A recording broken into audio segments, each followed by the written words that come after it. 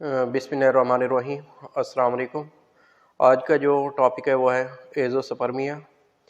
Azoospermia basically semen के अंदर sperm का ना होना। बेसिकली ये भी एक इनफर्टिलिटी की काज है, मेल काज के अंदर ये आ जाती है। अब इसको अगर हम देखें तो इसकी जो टाइप्स होती हैं, 3 टाइप्स हैं इसकी। एक होता है प्री टेस्टिकुलर एज़ोस्पर्मिया, दूसरे जो इसमें टेस्टिकुलर एज़ोस्पर्मिया आ जाता है, और थर्ड वन जो है इसमें पोस्ट टेस्टिकुलर एज़ोस्पर्मिया। तो इसके अंदर फर्स्ट हम देखते हैं कि प्री टेस्टिकुलर एज़ोस्पर्मिया क्या होता है। तो इसके अंदर बेसिकली जो प्रॉब्लम आ रहा होता है वो टेस्टिस से पहले आ रहा होता है। इसके अंदर जो है टेस्टिस जो है वो नॉर्मल होते हैं और उनके अंदर ये इस्तात होती है कि वो स्पर्म प्रोड्यूस करें। अब इसके अंदर हम ये देखते हैं कि ऐसे हार्मोन्स जो कि आके टेस्टिस के ऊपर एक्ट करते हैं और वहाँ से उन्होंने स्पर्म की प्रोडक्शन करानी होती है, तो बेसिकली उनका जो फंक्शन होता है वो इम्पेयर्ड हो जाता है, प्रॉपर जो है वो फंक्शन परफॉर्म नहीं कर रहे होते। अब इसके अंदर अगर हम देखें तो एक कंडीशन आ जाती है जिसको कैलमैन्स सिंड्रोम कहा जाता है।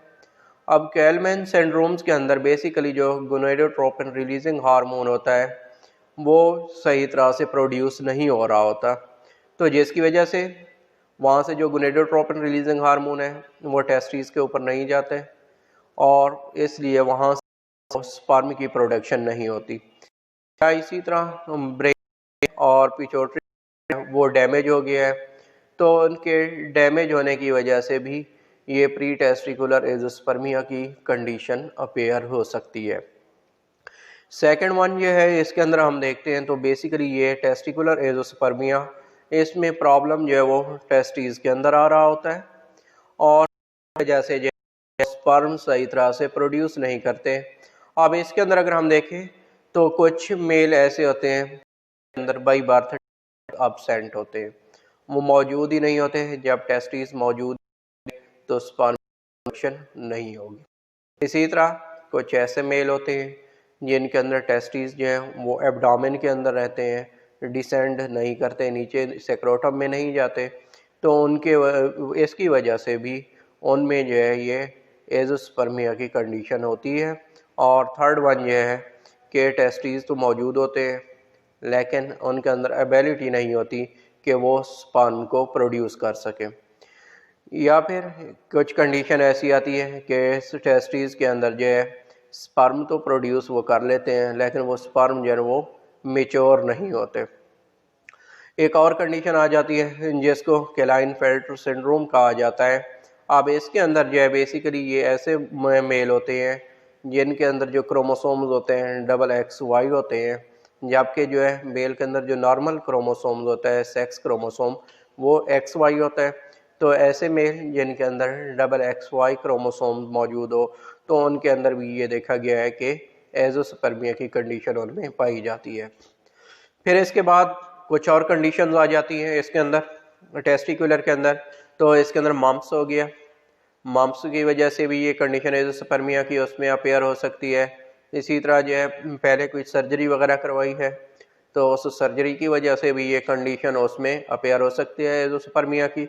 इसी तरह ट्यूमर्स हैं, रेडिएशन है, और कुछ ऐसे लोग जिनके अंदर शुगर हो, तो ये ऐसी कुछ कंडीशंस हैं, ऐसी बीमारियां हैं जिनकी मौजूदगी की वजह से ये उनको पहले हुई हैं या अब मौजूद है, तो उसकी वजह से उनके अंदर टेस्टिकुलर एज़ोस्पर्मिया की कंडीशन अपेयर हो सकती है। फिर उसके बाद इसी तरह वेरिकोसील डिजीज़ आ जाती है और कुछ मेडिसन्स हैं, अगर वो कुछ मेडिसन इस्तेमाल कर रहे हैं तो उन मेडिसन के साइड इफ़ेक्ट की वजह से भी एज़ोस्पर्मिया अपेयर हो सकती है। फिर उसके बाद अगर हम देखें तो पोस्ट टेस्टिकुलर एज़ोस्पर्मिया। अब इसके अंदर पोस्ट टेस्टिकुलर एज़ोस्पर्मिया के अंदर बेसिकली स्पर्म तो प्रोड्यूस हो रहे होते हैं लेकिन आगे जिन ट्यूब्स के थ्रू वो बाहर जाना होता है तो वो उनकी ब्लॉकेज हो जाती है, जिस तरह वाज डिफरेंस है उसकी ब्लॉकेज हो गई।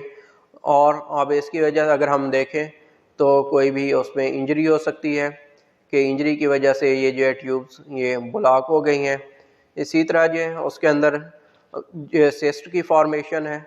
अब ये देखा गया है कि एजोस्पर्मिया के जितने भी केसेस हैं उन केसेस के अंदर 40% केसेस के अंदर ये देखा गया कि उनके अंदर पोस्ट टेस्टिकुलर एजोस्पर्मिया की कंडीशन पाई जाती है।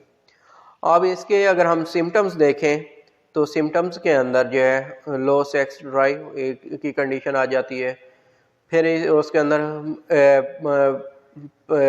प्री एजेकुलेशनरी डिसफंक्शन, ये कंडीशन उसमें अपेयर हो सकती है इन लोगों के अंदर।